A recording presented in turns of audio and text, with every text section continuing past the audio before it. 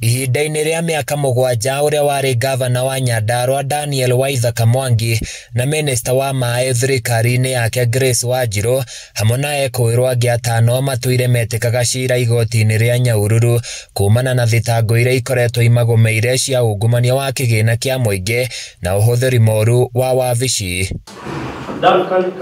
Tarĩki 13 mweri-inĩ ũyũ wa gatatũ ekũĩrwo 5 nĩ marekereirio nĩ igoti thutha wa kwaga kũnyitĩkana na mahĩtia cira-inĩ ũyũ, kũrĩa Waithaka Mwangi na Grace Wanjiru manyitĩkanire na mahĩtia ma wagarari wa mĩtaratara na mawatho ma ũheani wa kandarathi ya ũtambia wa maaĩ taũni-inĩ ya Olkalau hamwe na ũhũthĩri mũru wa wabici. Two accused persons clearly failed to follow the laid-down procedure in pursuance of certifying the needs of the directorate to adjust for that.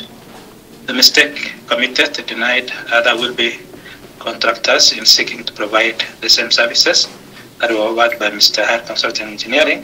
Ũmũthĩ mũcirithania Evans Kaego nĩ arekereirie itua rĩa igoti kũrĩa Waithaka Mwangi atuĩrĩirwo kĩoho kĩa mĩaka 2 njera kana ndosho ya ciringi mirioni 1, Grace Wanjiru nake akĩheo kĩoho ta gĩkĩ na ndosho ta ĩno. Mũcirithania ũyũ akiuga manyitĩkanĩte na mahĩtia ma ũhũthĩri mũru wa wabici na kwaga kũrũmĩrĩra mĩtaratara ĩrĩa yagĩrĩire kũheana kandarathi. The first accused is fined Kenyan shillings 500,000 for counts 1 and 4, and in default he will serve 2 years imprisonment. The sentence will run concurrently. For accused number 2, she also pay a fine of Kenyan shillings 500,000 for each county, that is count 2 and 3. In default she will serve 2 years imprisonment. The sentence will also run concurrently. You have a right of appeal within 14 days.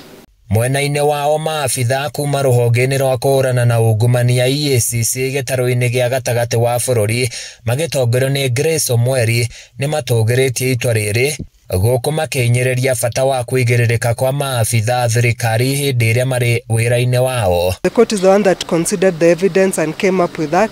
So for us we accept this ruling of the court.